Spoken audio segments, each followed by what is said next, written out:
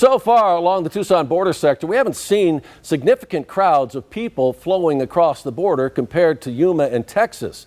But we have seen an overflow of migrants being transported directly to Tucson and brought to local facilities. Those groups are cared for by Casa Alitas. Today, Congressman Juan Ciscomani toured the shelters there and here in Tucson, and News 4 Tucson's Chorus Nylander spoke with the congressman right after his tour. He joins us live now from Tucson's south side with more on that visit. Chorus. Yeah, well, Sean, a lot of the work that Casa Alitas is doing here, they're doing in secrecy, not allowing us on the premises today or to join Congressman Juan Ciscomani during his tour out here today. But he did walk out of that tour and describe to us what he saw.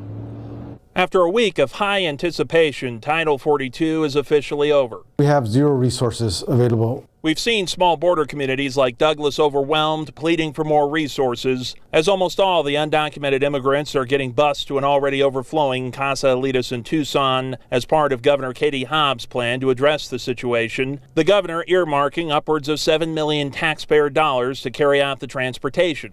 By doing this, we can mitigate the impact of the increased migration on our border communities. We will make sure the most cost-effective method of transportation is being used. But she says the total costs are unknown. Our fear is that once Casa Alitas is overwhelmed, then what do we do? Today, Congressman Juan Ciscomani toured Casa Alitas' new shelter. We weren't allowed to join him due to safety concerns for the asylum seekers. We are the most generous country in the world, and the asylum process that we have has been abused. Ciscomani's staff sent us these photos from his tour, which shows very little of the conditions inside. Plenty tight quarters in there. They have capacity for 300 beds, but at any given time, especially in the last 24 hours, they've processed over 1,000 people. He says his main goal is getting more federal resources on the border and stopping what he sees as a humanitarian crisis. But you know who can fix this in just one day, 1 hour, one strike of the pen? It's President Biden and Secretary Mayorkas.